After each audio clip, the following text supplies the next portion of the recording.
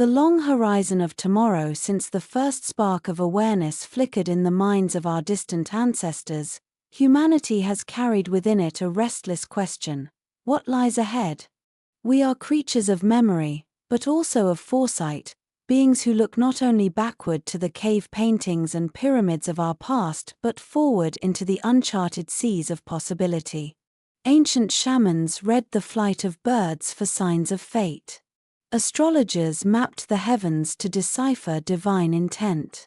Enlightenment thinkers dreamed of progress without end, and science fiction visionaries gave shape to futures both radiant and bleak.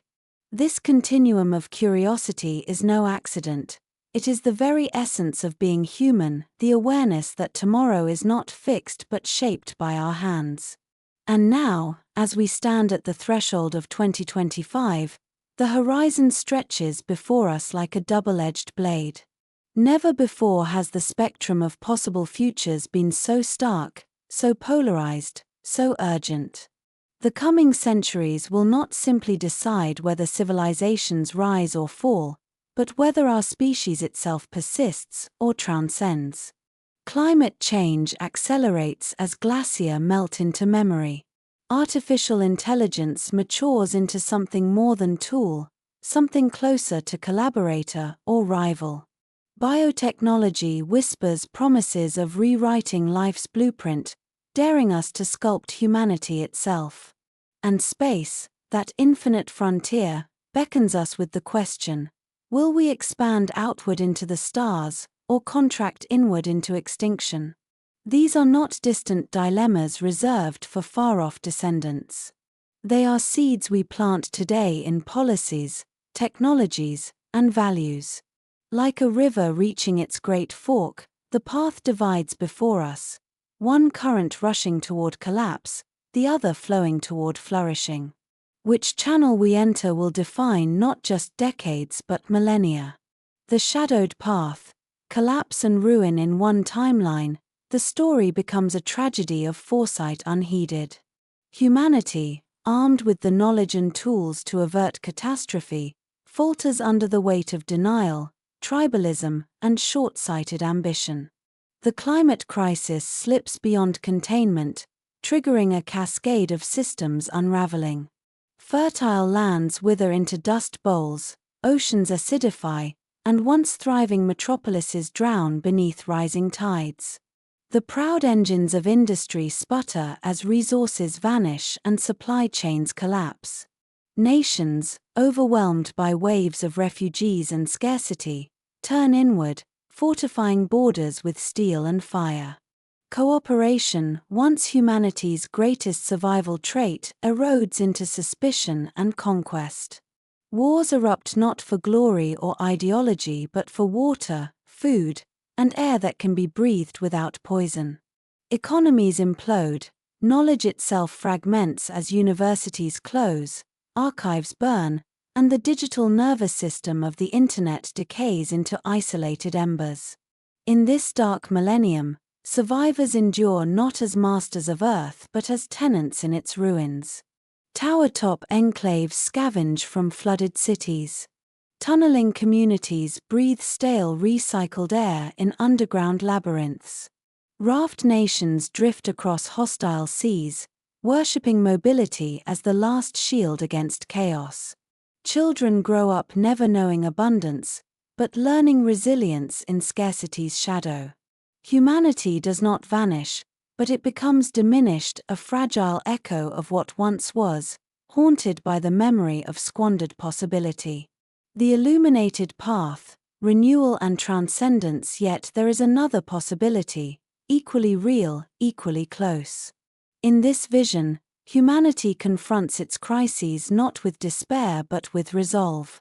Instead of drowning in division, nations learn cooperation is survival. Instead of delaying, leaders and citizens alike choose urgency. Technologies, once double-edged, are harnessed not for exploitation but for healing. By mid-21st century, renewable energy eclipses fossil fuels, not through sacrifice but through sheer superiority. Carbon is not merely reduced but harvested from the sky, woven into buildings and infrastructure. Ecosystems, once teetering, are restored by design, deserts bloom with engineered resilience, oceans teem again with life nurtured back through care and science. Artificial intelligence ceases to be a rival and becomes a partner in governance, medicine, creativity, guiding decisions beyond the biases that once crippled progress. Biotechnology extends health and longevity, freeing humanity from the ancient scourges of disease. Genetic symphonies are composed not to dominate nature but to harmonize with it, producing crops that nourish ecosystems and medicines that heal without harm. Space ceases to be a backdrop and becomes a living frontier. Colonies on Mars, floating cities on Venusian skies, orbital habitats where millions thrive. But most profoundly, a cultural shift takes root. The ethos of stewardship over dominion, cooperation over conquest, long-term wisdom over short-term gain. By 3025, humanity lives not in fragile survival but in symbiosis, cities that grow like coral reefs, politics guided by ecological boundaries rather than arbitrary lines on maps, and civilizations that stretch from ocean floors to planetary rings. Diversity of form and culture flourishes, water-adapted communities, spaceborne humans, forest-integrated societies, all united by a shared recognition that abundance grows only through balance. The crossroads before us, the chasm between these two futures is vast, yet they are born from the same origin, our present. Every vote, every invention, every act of solidarity or selfishness nudges the compass one way or the other. The apocalypse is not inevitable, nor is utopia preordained. Both are within reach, suspended in the fragile balance of choice. This is the paradox of our time. The burden is overwhelming, yet the agency is empowering. For never before has a species wielded such power over its own destiny.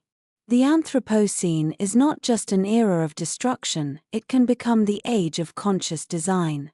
But only if we act, and act with courage equal to the stakes. The year 3025 may seem impossibly distant, yet its story is being drafted now in classrooms and laboratories, in the halls of governance, and in the quiet daily choices of billions. 1,000 years from now, humanity may be remembered as the species that squandered its chance, or as the one that awakened just in time. The future is calling. It will not wait. And when our descendants, whether dwelling in ruined towers or thriving in star-born gardens, look back to our century, they will see not inevitability, but decision.